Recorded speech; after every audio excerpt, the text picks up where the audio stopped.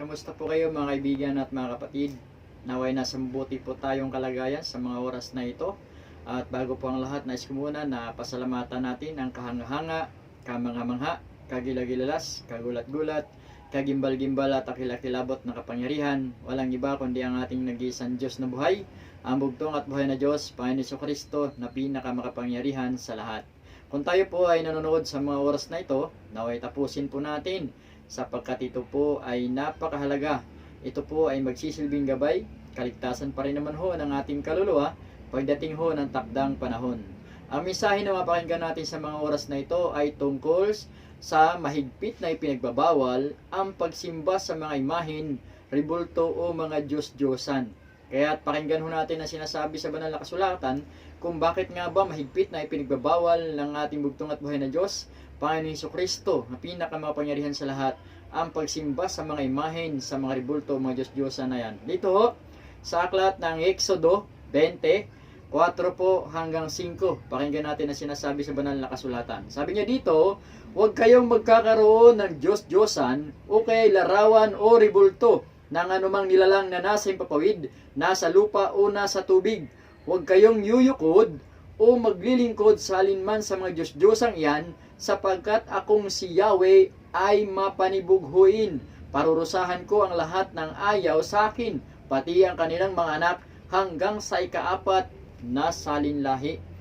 Malinaw po mga kaibigan at mga kapatid na mahigpit na ipinagbabawal ng ating nag-iisang Diyos na buhay, Panginoon Jesucristo, na pinakamakapangyarihan sa lahat, ang pagsimba po sa mga imahen, sa mga ribulto, sa mga Diyos-Diyosan na yan, sapagkat siya daw ho ay Diyos na mapanibughuin.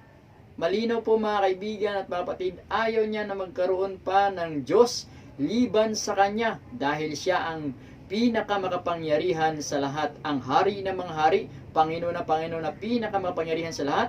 Walang iba kundi ang ating nag-iisang Diyos na buhay, ang bugtong at buhay na Diyos, Panginoon Jesucristo, na pinakamakapangyarihan sa lahat. Ngayon, gaano po katindi ang galit ng ating nag-iisang Diyos na buhay, Panginoon Jesucristo, na pinakamakapangyarihan sa lahat, sa mga sumisimba sa mga ito? Pakinggan ho natin dito ho sa aklat ng Isaias 44, ito'y napakahalaga pa rin po kung gaano nga ba katindi ang galit ng ating Panginoong Hesukristo doon sa mga taong sumisimba sa mga imahen, sa mga ribulto na yan o sa mga Diyos-Diyosan na yan. Pakinggan natin sa aklat ho ng Isaias 44, 9 po hanggang 11. Ito sabi niya dito, walang kwentang tao. Malinaw po sinasabi niya dito. Sabi niya, walang kwentang tao ang mga gumagawa ng mga ribulto at walang kabuluhan ang mga Diyos-Diyos ang kanilang pinapahalagahan. Mga bulag at hangal ang mga sumasamba sa mga ito, kaya sila'y mapapahiya lamang. Walang may dudulot na mabuti ang paggawa ng mga ribulto para sambahin. Tandaan ninyo, ang mga sumasamba sa mga ito ay mapapahiya lamang. Ang mga gumagawa nito ay tao lamang. Kaya magsama-sama man sila at ako'y harapin, ay matatakot din at mapapahiya. Malinaw po mga kaibigan at mga kapatid na sinasabi sa banal na kasulatan, na sinasabi po ng ating Panginoong Hesukristo, itong mga taong ito ay sinasabi sa banal na kasulatan. Sabi niya, mga walang kwentang tao ang mga gumagawa nito, at sabi nito, mga bulag at hangal ang mga sumasamba sa mga ito. Kaya walang may dudulot na buti daw ang paggawa ng ribulto para sambahin. Tandaan ninyo, magsama-sama man daw kayo, as kayo'y mapapahiya lamang. Kaya malinaw po mga kaibigan at mga kapatid, talagang napakatindi ng galit ng ating nag-iisang Diyos na buhay, Panginoon Jesucristo, na pinakamakapangyarihan sa lahat, sa mga sumisimba sa mga imahen, sa mga ribulto o mga Diyos-Diyosan na yan, na Kanya talaga pong mahigpit na ipinagbabawal. Alamin po natin kung ano ang sinasabi ng banal na kasulatan tungkol dito sa mga ginagawang mga ribulto na ito, mga imahen na ito, mga Diyos-Diyosan na ito. Sa aklat ng Isaias pa rin ho, pagpatuloy po natin, 44, 15 naman ho, hanggang 17. Eto, pakinggan ho natin ang sinasabi sa banal na kasulatan. Sabi niya dito, ang kaputol na kahoy na ito ay ginagawang panggatong at ang kaputol ay Diyos-Diyosan. Ang isang piraso ay ginagatong para magbigay init sa kanya at para paglutuan. Ang isang piraso naman ay ginagawang ribulto para sambahin. Ang ibang piraso ng kahoy ay ginagawang panggatong. Dito siya nag-iihaw ng karne at nasisihan siyang kumain nito. Kung nadarama niya ang init ng apoy, ay sinasabi niya ng ganito, ang sarap ng init. Ang natirang kahoy ay ginagawa niyang Diyos na kanyang niluluhuran at sinasamba. Dumadalangin siya sa ribulto, iligtas mo ako sapagkat ikaw ang aking Diyos. Malinaw po mga kaibigan at mga kapatid na eto palang mga imahe na to, mga ribulto na to, mga Diyos-Diyosa na ito, ay isa lamang kaputol na kahoy na tinatawag na isang piraso ng kahoy, yung para lamang panggatong. At ito'y nagbibigay init sa kanya at ito'y kanyang ginagamit sa pagluluto.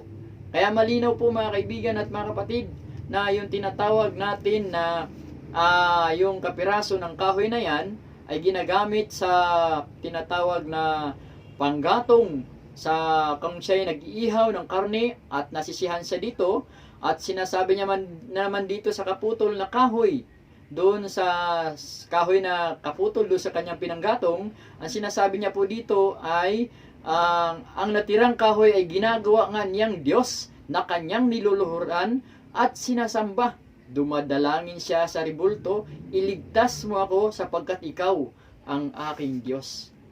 Ganun po katindi na ito palang mga tinatawag natin na mga imahin, mga ribulto, mga Diyos-Diyosa na ito ay kaputol lamang ng kapirasong kahoy na pinapanggatong sa tinatawag na ginagamit sa pagluluto. Kaya wala hong kabuluhan yung tinatawag na mga imahin na yan, mga ribulto na yan, mga Diyos-Diyosa na yan, ay kapirasong kahoy na ang kaputol ay pinapanggatong lamang po. Di po ba, mga kaibigan at mga kapatid? Kaya sana ay mamulat po tayo sa katotohanan na yung pagsimba sa mga imahin na yan, pagluhod na yan, sa mga ribulto o Diyos-Diyosa na yan, ay talaga pong mahigpit na ipinagbabawal ng ating nag-iisang Diyos na buhay, Panginoong Hesukristo na pinakamakapangyarihan sa lahat. Bakit nga ba Diyos na patay ang mga imahe na ito, mga ribulto o Diyos-Diyosan, at hindi Diyos na buhay? Pakinggan natin na sinasabi sa banal na kasulatan, dito ho, sa aklat ng awit, pakinggan natin na sinasabi dito, awit 115 ho, ito sinasabi sa banal na kasulatan, 4 po hanggang 8, yan, pakinggan mo natin, awit 115, 4 po hanggang 8, eto, pakinggan natin sinasabi sa banal na kasulatan. Sabi niya, ginagawa nga't gintot pilak ang kanilang mga Diyos. Sa kanila'y mga kamay nito yung tao ang nag-ayos. Totoo nga at may bibig, ngunit hindi nakakapagsalita. Hindi rin makakita ang mga matang sadyang-sadya. At hindi rin nakakarinig ang kanilang mga tainga. Ni hindi rin nakaamoy ang ginagawang ilong nila. Totoo nga na mayroong kamay, ngunit walang pakiramdam. Mga paay meron din, ngunit hindi maihakbang. Ni wala kang marinig, kahit gamunting tinig man.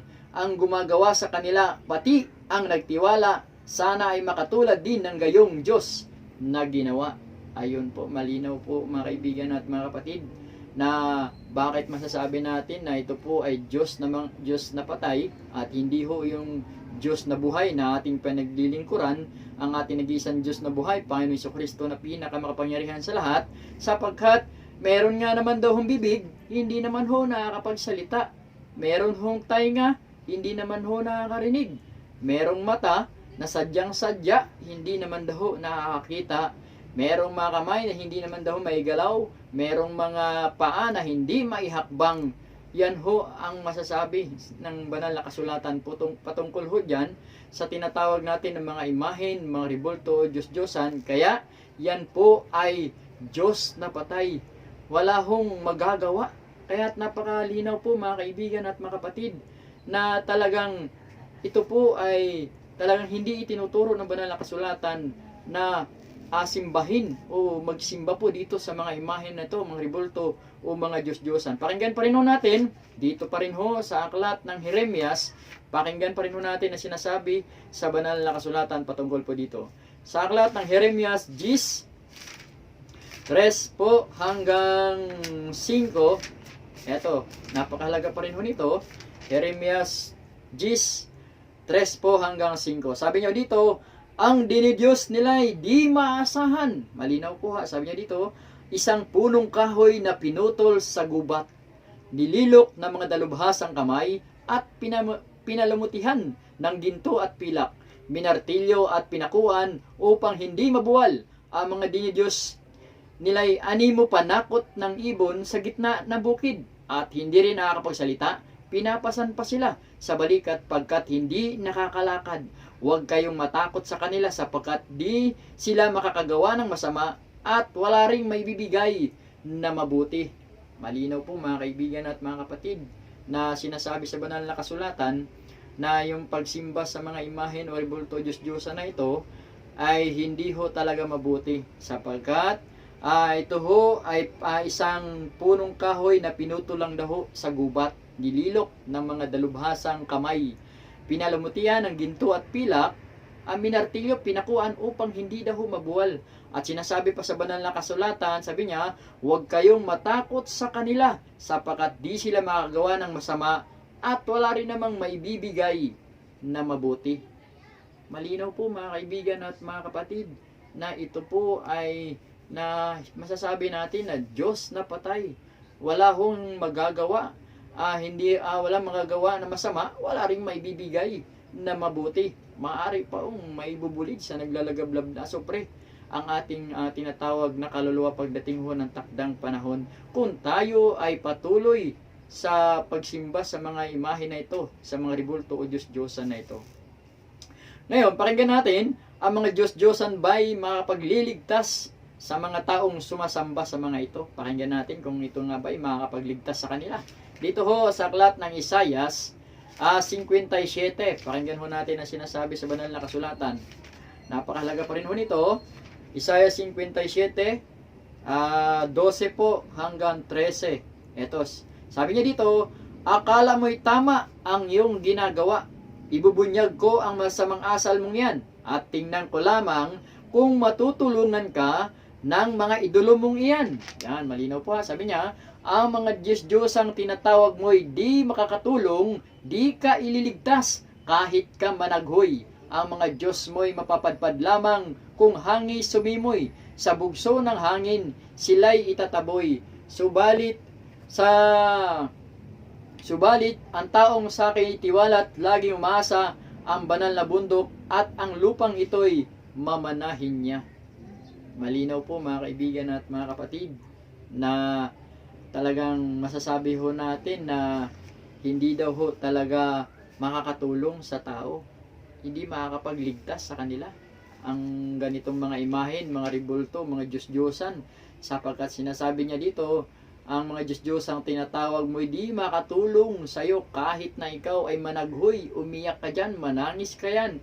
Sabi niya pa rin dito, ang mga Diyos mo'y mapapadpad lamang kung hangi sumimoy. Sa bugso ng hangin, sila'y itataboy. Subalit, yung mga talagang nakakilala na sa nag-iisang Diyos na buhay, Panginoon Jesucristo, ang pinakamakapangyarihan sa lahat, at hindi na ho sumisimba sa mga imahen, sa mga rebulto o mga Diyos-Diyosan, malinaw ang sinabi dito sa banal na kasulatan. Sabi niya, subalit ang taong sa akin ay nagtitiwala, laging umaasa, ang banal na bundok at lupang ito'y mamanahin niya. Ibig sabihin, makakamtan yung buhay na walang hanggan, makakarating sa kaharian ng ating nag-iisang Diyos na buhay, Panginoong Jesucristo na pinaka makapangyarihan sa lahat. Ano daw ang dapat gawin sa mga imahe na yan, sa mga rebulto na yan, sa mga Diyos-Diyosan na yan? Pakinggan po natin ang sinasabi po ng banal na kasulatan dito ho sa aklat ng Deuteronomio, kung ano daw yung dapat gawin dito sa mga imahe na ito, sa mga rebulto, sa mga Diyos-Diyosan na yan. Sa aklat ng Deuteronomio 12, 1 po hanggang 4, pakinggan natin ang sinasabi sa banal na kasulatan. Sabi niya, ito nga ang mga tuntunin na kailangan ninyong sundin sa lupaing na ibibigay ko sa inyo ni Yahweh upang ariin ninyo habang panahon. Gibain ninyo ang lahat ng lugar na pinagdarausan nila ng pagsimba sa kanilang mga Diyos-Diyosan, sa itaas ng bundok, sa mga burol at sa mga lilim ng mga punong kahoy. Gibain ninyo ang kanilang mga altar, pagputol-putulin ang mga sagradong haligi, sunugin ang kanilang mga asira, durugin ang kanilang mga Diyos-Diyosan, at alisin sa lugar na yaon ang anumang bakas nila. Napakatindi po mga kaibigan at mga kapatid, ang galit ng ating nag-iisang Diyos na buhay, ang bugtong at buhay na Diyos, Panginoon Jesucristo, ang pinakamakapangyarihan sa lahat, sa mga imahen, sa mga ribolto, sa mga Diyos-Diyosa na yan na kanilang sinasamba, niluluhuran, pinupunasan, inahalikan, ay sabi ng banal na kasulatan, pagputol-putulin, gibain, sunugin, hanggang sa walang matira na bakas sa lugar na yun. Napakalinaw po mga kaibigan at mga kapatid na sana maunawaan natin ang mensahe sa mga oras na ito, sapagkat ito po ang magiging daan para po tayo ay hindi mailigaw ang landas at makakamtan natin ang kaligtasan ng ating kaluluwa. Alamin natin kung bakit nga ba marami pa rin ang mga sumisimba sa mga imahin, sa mga ribulto o sa mga Diyos-Diyosan na hanggang ngayon at gaano daw ito kasama.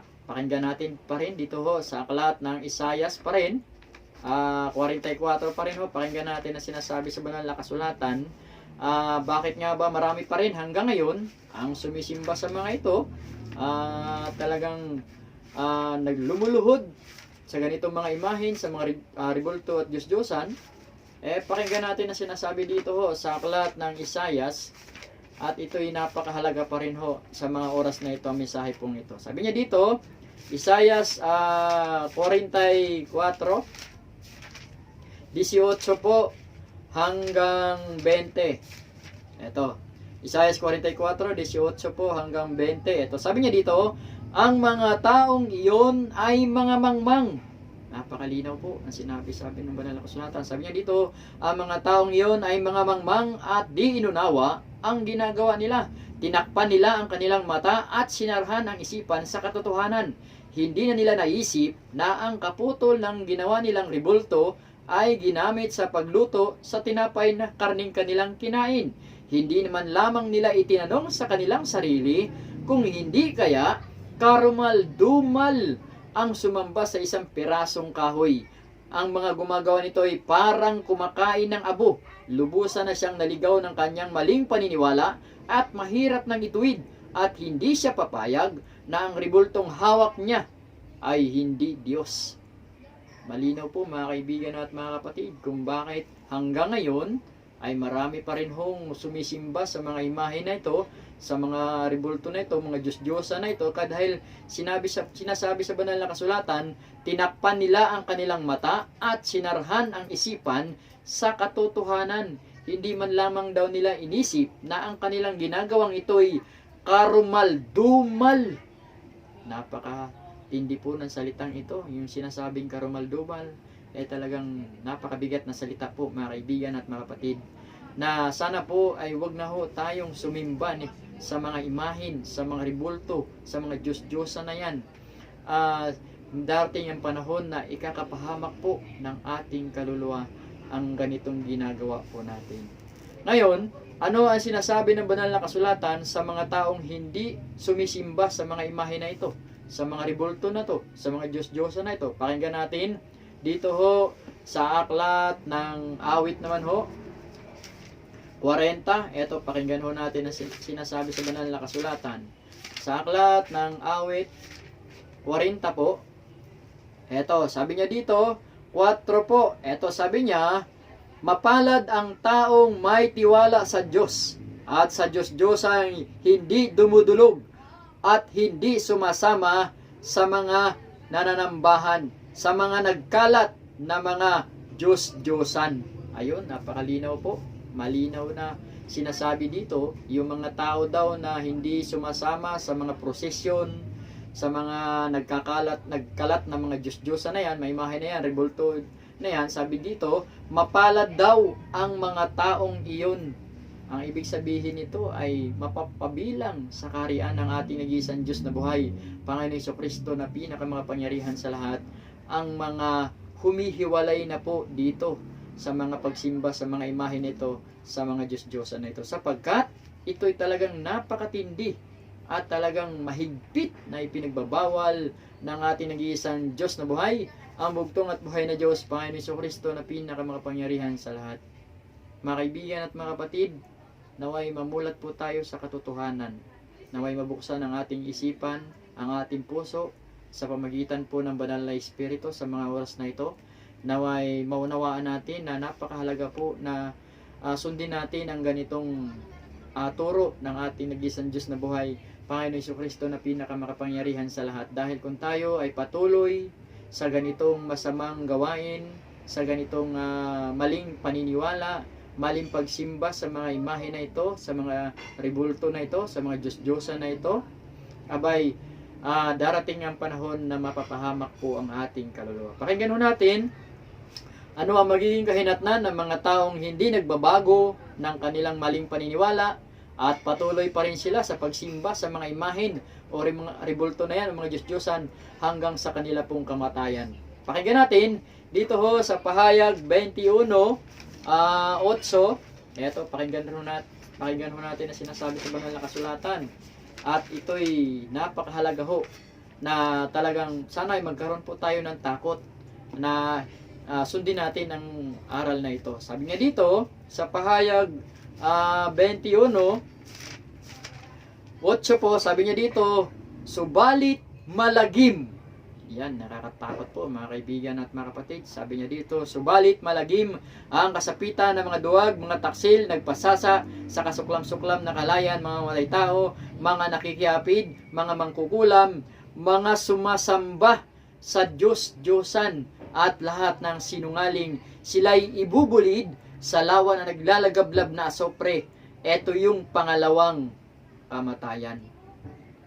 Malinaw po mga kaibigan at mga kapatid na kung tayo'y mamamatay na hindi nagbago ng ating maling paniniwala, maling pagsimba, o yung tinatawag na hindi tamang pagsisimba sa mga imahen, sa mga ribulto, sa mga Diyos-Diyosan, pagluhod sa mga ito, ay darating yung panahon na tayo po'y sinasabi sa banal na kasulatan, maibubulid tayo sa naglalagablab na asopre. Ito yung pangalawang kamatayan. Maihagis po tayo sa impyerno, mga kaibigan at mga kapatid, na sana po ay buksan po natin ang ating isipan, ang ating puso, na mamulat na ho tayo sa katotohanan na talagang mahigpit na ipinagbabawal ng ating nag-iisang Diyos na buhay, Panginoon Jesucristo na pinakamakapangyarihan sa lahat, ang pagsimba sa mga imahin, sa mga ribulto na yan o Diyos-Diyosan.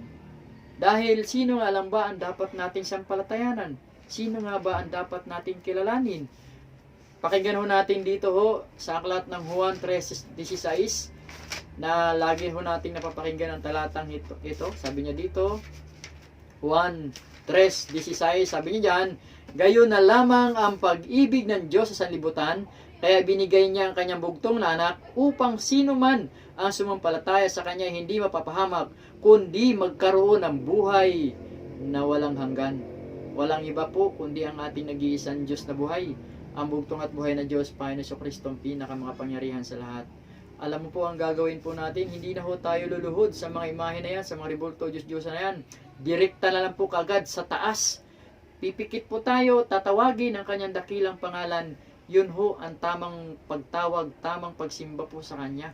Yun ho ang napakahalaga na dapat natin gawin, sapagkat ang sino man daw hong naniniwala sa kanya, bagamat hindi natin siya nakikita, ay tayo po ay magkakaroon ng tinatawag na buhay na walang hanggan. Dahil sabi niya, ang sino mang sumampalataya sa kanya ay makakamit ang buhay na walang hanggan. Kaya wala na ho dapat mga imahen o ribulto, Diyos-Diyosan na yan, na dapat na niyuyukuran po ninyo o niluluhuran, sapagkat siya lang ho ang dapat nating kilalanin.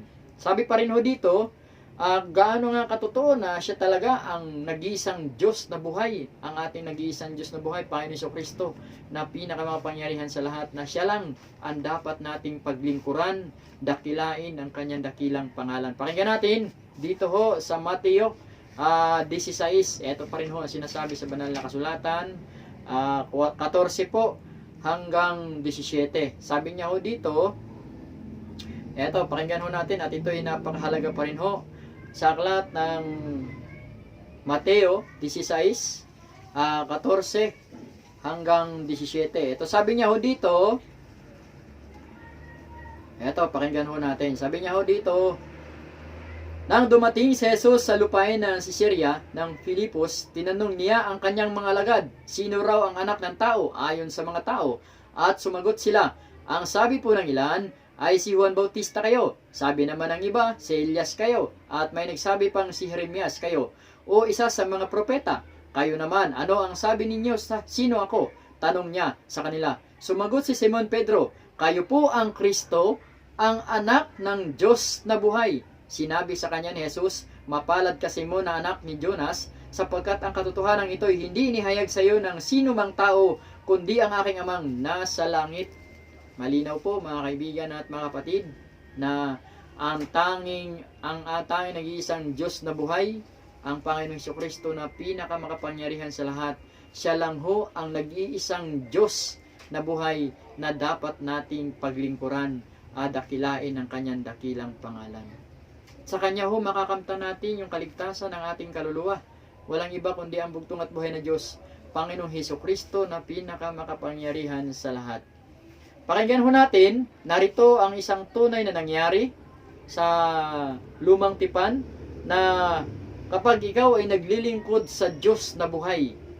Pakinggan ho natin dito sa aklat ng Daniel kung ano daw ho ang mangyayari kung ikaw ay naglilingkod sa Diyos na buhay, hindi ho sa tinatawag natin na Diyos na patay.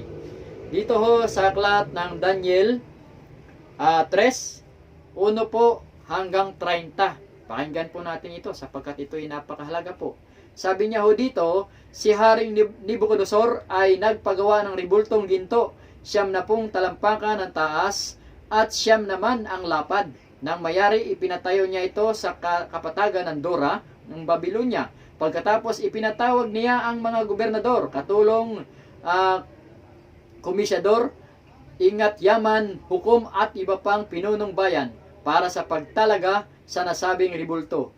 Nang nasa harap na sila ng ribulto, malakas na ipinahayag ng tagapagbalita. Iniutos sa lahat ng tao mula sa alinmang bansa at wika na magpatira pa at sumamba sa ribultong ito na sandaling marinig ang tunog ng tambuli, plauta, kodyapi, alpa at iba pang instrumento ng musika. Sino mang hindi sumunod sa utos na ito ay ihahagis sa naglalagablab na pugon ng tumunog na nga ang instrumento. Lahat ng nakarinig dito ay nagpatira pa at sumamba sa ribultong ginto na ipinagawa ni Haring Nebuchadnezzar.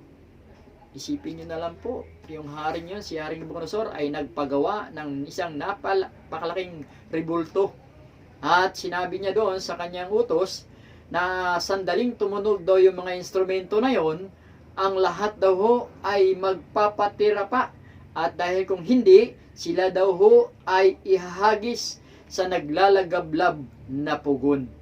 Ganun ho ang katindi, ang batas na ipinalabas ni Haring Nebuchadnezzar tungkol doon sa paggawa niya ng imahe na yon, yung ribulto na yon o Diyos-Diyosa na yon. Pag hindi ka sumunod, ihahagis ka sa naglalagablab na pugon. Ngayon, pakinggan pa rin ho natin. Samantala ito ng ilang Kaldiyo upang aparatangan ang mga Hudyo. Sinabi nila kay Haring Nebuchadnezzar, mabuhay ang mahal na hari. Iniutos po ninyo na magpatira pa at sumamba sa inyong ribulto, ginto, ang sino mang makarinig sa tugtog ng mga instrumento at sino mang di sumunod ay hahagis sa naglalagablab na pugon.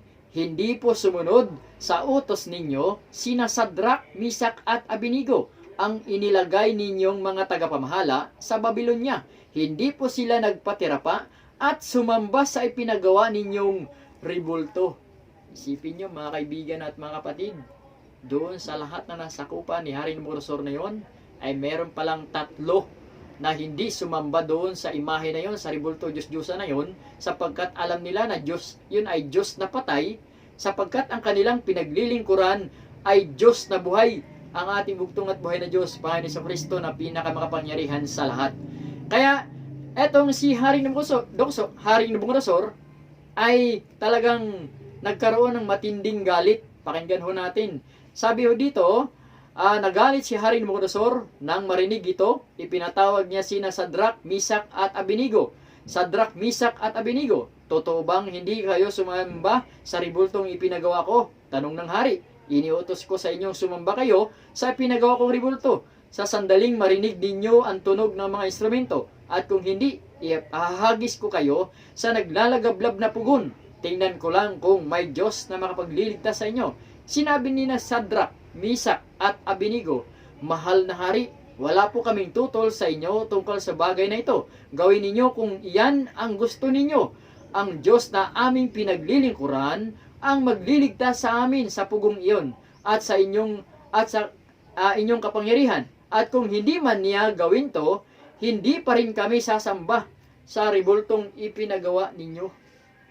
Malinaw po mga kaibigan at mga kapatid na talagang mayroong matibay na pananampalataya, matibay na paninindigan yung tatlo dahil talagang hindi ho sila sumunod sa hari at sinabi pa nila, mahal na hari, hindi namin susundin yung pinagagawa nyo sa amin sapagkat meron kaming pinaglilingkuran at kung kami man po ay hindi ililigtas sa aming Diyos na pinaglilingkuran ay hindi pa rin kami sasamba sa rebulto na ipinagawa mo.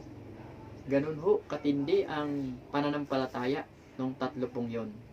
Ngunit, talagang nagalit po ng husto itong hari. Pakinggan mo natin. Sabi niya dito, na mula si Haring Nabucodonosor, sa tindi ng galit, kina Sadrak, Misak at Abednego, kaya't iniutos niyang painiting makapitong ibayo ang pugon. Iniutos din niyang sa malakas ng mga tauhan niya, nagapusin sina Sadrak, Misak at Abednego at inihagis sa apoy. Ginapos na sila ng di na inalis ang pantalon, baro, gura o alinman sa kanilang kasuotan at inihagis sa pugon. Dahil sa pagsunod sa utos ng hari, sa tindi ng init ng pugon, namatay ang mga nagdala kina Sadrak, Misak at Abednego. At samantalang yaong tatlo ay tuloy-tuloy na bumagsak sa naglalagablab na apoy, walang ano-ano'y napalundag si Haring Nabucodonosor. Napamangha, itananong niya sa kanyang mga tagapayo, hindi ba tatlo lamang ang inihagis sa apoy? Opo, kamahalan. Sagot nila, bakit apat ang nakikita kong lalakad-lakad sa apoy at hindi nasusunog? At yaong isa, ang tingin ko'y Diyos.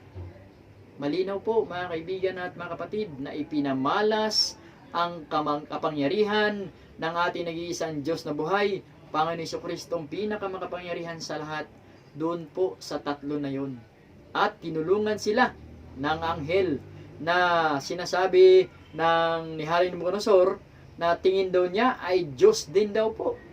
Kaya napakalinaw po mga kaibigan at mga kapatid, ay talagang kamangha-mangha, kagila-gilalas, kagulat-gulat, kagimbal-gimbal at takilakilabot na kapangyarihan ang ipinamalas po doon sa tinatawag na mga oras na yon ng ating nag-iisang Diyos na buhay, bugtong at buhay na Diyos, Panginoong Hesukristo na pinakamakapangyarihan sa lahat. Pagpatuloy pa po natin, si Haring Nabucodonosor ay lumapit sa bunganga ng horno.